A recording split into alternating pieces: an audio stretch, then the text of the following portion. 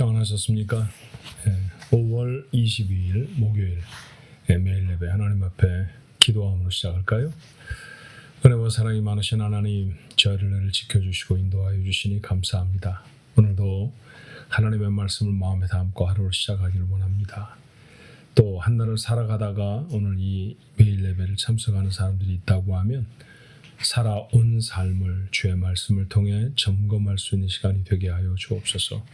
하나님 앞에 간절한 기도도 아뢰을 것입니다. 우리 마음에 담기는 기도가 욕심이나 세상에 치우친 것이 아니라 하나님의 뜻을 분별하여 우리의 삶에서 하나님이 원하시는 아름다운 모습을 나타낼 수 있는 그 도구로서의 기도가 될 수 있게 축복하옵소서. 이 온전한 예배가 하나님께 영광을 돌리는 귀한 시간 되기를 원하옵고 저희들에게는 큰 축복의 시간이 되기를 간절히 바라오며 예수님의 이름으로 기도하옵나이다. 아멘. 찬송가는 435장입니다. 나의 영원하신 기업. 참 제가 좋아하는 찬송인데 우리 함께 찬송할까요?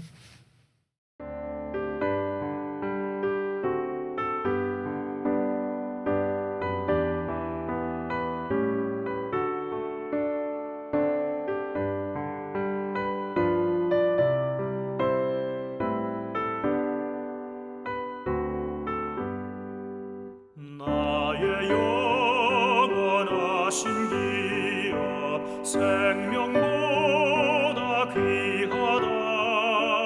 나의 갈 길 다가도록 나와 동행하소서. 주께로 가까이 주께로 가오니 나의 갈 길 다가도록 나와 동행하소서. 세상 복이 아니라 모든 병에 버리고 험한 길을 가는 동안 나와 동행하소서. 주께로 가까이 주께로 가오니 나의 갈 길 다가도록 나와 동행하소서.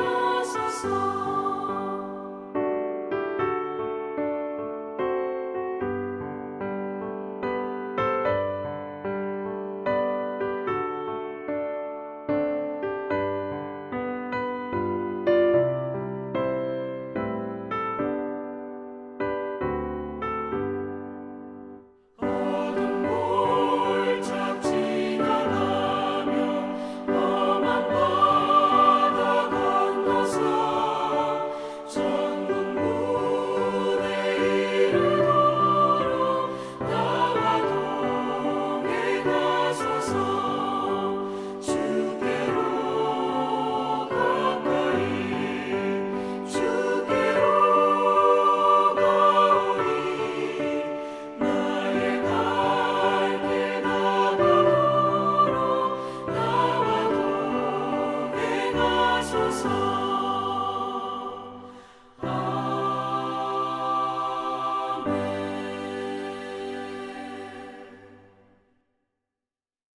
오늘 주신 하나님의 말씀 민수기 27장의 말씀입니다. 1절부터 11절까지의 말씀 함께 나눕니다.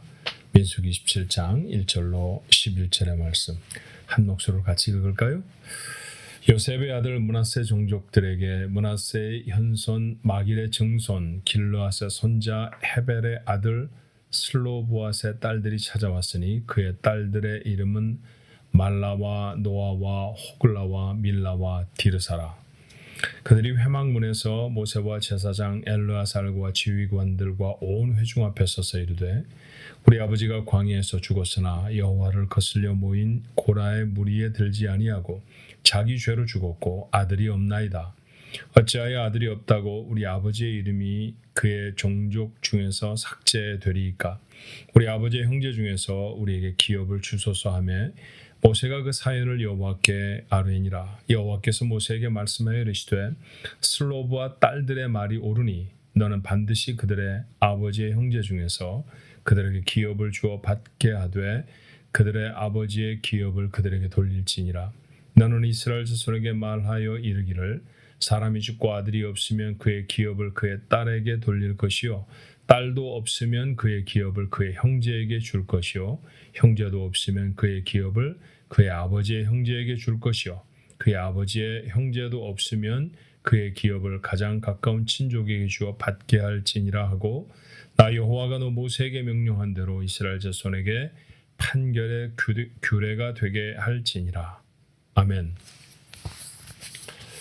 민수기의 뒷부분은 이스라엘 백성에게 있었던 두 번째 인구조사에 대한 기록이 나타납니다.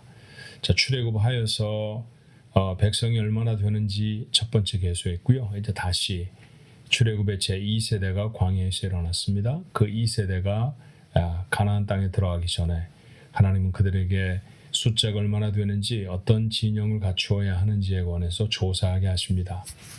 20세 이상의 남자가 계수가 되지요. 왜 남자만이었을까라는 생각을 하시는 분들이 많을 것 같아요. 첫 번째 이유는 그들의 편제는 군대의 편제였기 때문이에요. 지금 이스라엘 백성들이 계수를 해서 가나안 땅에 들어가면 그들이 해야 할 일은 정복 전쟁이거든요. 그러니까 전쟁에 나갈 사람들, 그러니 20세 이상의 남자들이 선택이 된 거죠. 그 사람들을 중심으로 해서 계수를 할 수밖에 없었고, 또 하나의 이유가 있다고 하면 하나님이 가정을 다스리시는데 그 가정에 제사장으로 세우신 사람들은 바로 아버지, 아들들이었습니다. 그 아버지를 통해서 하나님이 가족 단위를 다스리시고 저들에게 은혜를 베풀어 주신다고 하시는 것이 성경의 중요한 의미이기 때문에 아마 그래서 그들에게는 아들을 중심으로 한 계수, 또 아들을 중심으로 한 어떤 사건에 대한 기록, 이런 것들이 남아 있었을 거예요. 또 한 가지를 생각해 볼 수 있다고 하면 당시의 사회 구조가 남자들의 중심으로 되어지는 사회였기 때문에 모세가 남긴 기록에도 그런 당시의 문화적인 그런 흔적들을 찾아볼 수 있어서 예수님 당시까지도 그랬죠. 사실은 그 남자 중심의 그런 어떤 기록들이 오늘 성경 속에 남아 있다라고 하는 사실을 우리가 알게 됩니다. 이런 기록만으로 딸들이나 여성들이 아들이나 남자보다 더 열등하다거나 가치가 없다라고 하는 말씀을 성경이 지원하는 것은 절대로 아니에요. 당시의 관습이나 아니면 실제적인 어떤 일들을 위해서 그런 필요상 기록되어진 것뿐이다라고 하는 사실을 우리가 좀 기억하면서 이 말씀을 나누었으면 좋겠습니다. 자, 그렇게 이스라엘 백성들이 계수가 되었고요. 이 계수된 사람들로 그 진영들로 이루어서 이제 가나안 땅에 들어갈 것입니다. 그리고 그 숫자를 근거로 해서 그곳에서 얻게 되는 땅을 배분하겠죠. 종족들 사이에 상당한 인구의 편차가 있었다는 사실을 우리가 알게 되어지잖아요.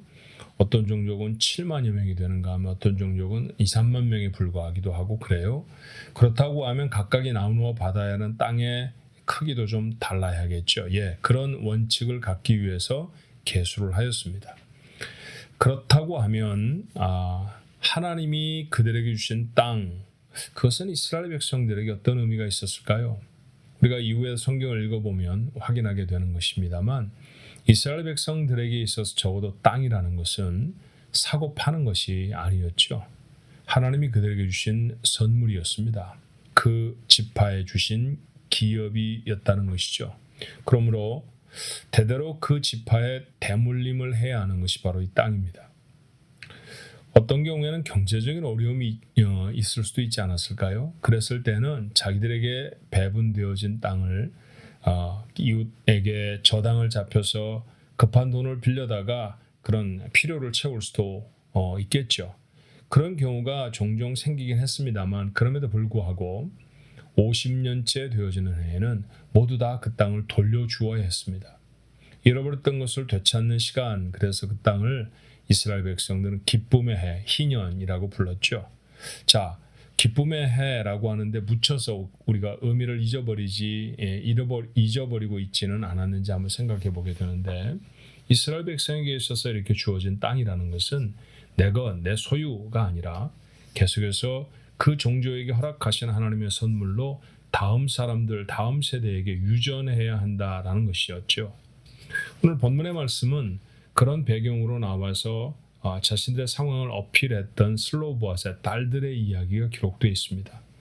제법 긴 절을 할애해서, 이 장 중에 긴 절을 할애해서 이 슬로보아스의 딸들의 이야기를 적고 있지 않습니까? 자, 내용은 이래요. 슬로보아스는 아들을 남기지 못하고 딸만 남겼습니다. 그런데 딸에게 만약 기업을 넘겨주는 제도가 정해지지 않는다고 하면 이 딸들은 아무런 기업도 받지 못할 것이고, 그리고 그 기업은 사라져 버릴 것입니다. 아버지의 유산은 없어져 버리고 아버지의 이름조차도 사라져 버릴 것이죠. 그래서 적극적으로 딸들이 나와 청혼을 합니다. 자, 저들이 청혼했던 것이 회막문에서 모세와 제사장 엘르아살과 지휘관들과 온 회중 앞에 섰다라고 했으니까 대단한 용기가 필요했을 거예요. 적극적으로 청혼을 합니다. 우리에게 주신 기업이 아버지의 이름으로 계속해서 유전될 수 있도록 저희들에게 그 유산을 상속하도록 해 주십시오. 모세가 듣고 보니까 일리가 있는데 하나님이 구체적으로 어떻게 말씀하시는지에 대해서 고민했던 것 같아요. 하나님께 물었고 하나님은 답을 주시는데 첫 말씀이 이랬죠. 7절에 슬로보아스의 딸들의 말이 옳다. 그들이 말하는 것이 정당하고 맞다라는 것이죠. 그리고 하나님은 그들에게 새로운 법을 하나 주십니다. 만약 어떤 남자가 아들을 남기지 못하고 세상을 떠나면 딸들에게 그 유산을 줄 것이고, 딸들도 없으면 형제들에게 주고 아버지에게 주고 또 가까운 친척에게 주고, 이렇게 차례차례 순서를 정해서 그 기업을 계속해서 유지할 수 있도록 법을 세워주신 거예요. 용감하고 똑똑한 슬로보아스의 딸들로 인해서 이스라엘의 법이 하나 생겨지게 됩니다. 오늘 이 말씀을 읽으며 이런 생각을 했어요. 우리가 유전해야 될 귀한 재물이, 귀한 보물이 꼭 땅만 있을까라는 생각을 했습니다. 누군가에게 내 것을 넘겨준다고 하는 것, 상속해준다고 하는 것, 그것은 이름이나 땅, 돈만이 아니죠. 실제로 우리에게 있어서 가장 소중한 것은 믿음 아닙니까? 땅보다도, 내가 소유했던 재물보다도 더 중요한 것은 믿음입니다. 그 믿음을 다음 세대에 넘겨주는 일을 우리는 얼마나 적극적으로 생각하고 있을까요? 얼마나 절절하게 신앙의 유산을 상속할 마음을 갖고 있는가라는 것이죠. 우리의 자녀들에게 믿음을 전하는 일에 열심을 내야 할 것입니다. 아버지의 이름이 사라져 버릴 것이고, 그리고 자신들의 이름이 영영이 묻혀질 것을 걱정했던 슬로보아스 딸들이 온 회중 앞에 나와서, 보통 여자들이 발언하는 문화가 아니었습니다. 그러니 얼마나 용기를 내야 했을까요? 그럼에도 불구하고 그들은 그렇게 회중 앞에 서서 자신의 처지를 설득력 있게 사람들에게 말했고, 마침내 하나님의 허락을 받아냅니다. 자녀에게 복음을 전하는 게 참 어렵다고 해요. 교회 가자는 이야기를 하면 버럭 화를 내는 자녀들도 참 많다고 하고, 신앙적인 이야기를 하자고 하면 이리저리 세상의 궤변들을 늘어놓으면서 무엇 때문에 신앙을 가져야 하느냐고 반박하고 달라들기도 합니다.